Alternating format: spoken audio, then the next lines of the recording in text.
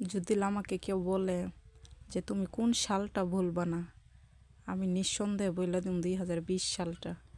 এই সালটা আমার জীবনে আসার পর থেকে 25 পর্যন্ত আমার জীবন একদম এলোমেলো, একদম এলোমেলো।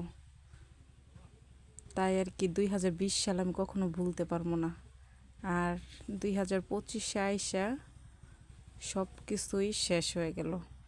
যাক, সবাই ভালো থাকুক, সুস্থ থাকুক, এটাই চাই। জোর করে তো কোনো কিছু হয় না, তাই আর কি কাউরে জোর করতে মন চায় না। অনেক দিন পরে আজকে আপু বাড়িতে আসছে আমাদের, তাই আর কি গুঁড়া মাছ রান্না করতেছে।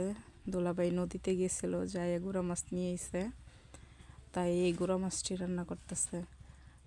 আমি অন্যভাবে বসাই আর আপু অন্যভাবে রান্না করে, তাই আমি আর কি আপুর পাশে বৈশা বৈশা ভিডিও করতেছিলাম।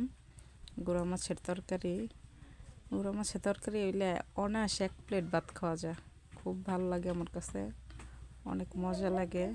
কে কে খেতে পছন্দ করেন অবশ্যই জানাবেন। আর আমি অনেক পছন্দ করি, অনেক বড় মাছের থেকে গুঁড়া মাছ বেশি পছন্দ করি। এই রান্নাটাও শেষ হয়ে যাইতেছে আস্তে আস্তে, সবাই দেখবেন অবশ্যই। সবাই ভালো থাকবেন, সুস্থ থাকবেন। আল্লাহ হাফেজ। আমার রান্নাও শেষ।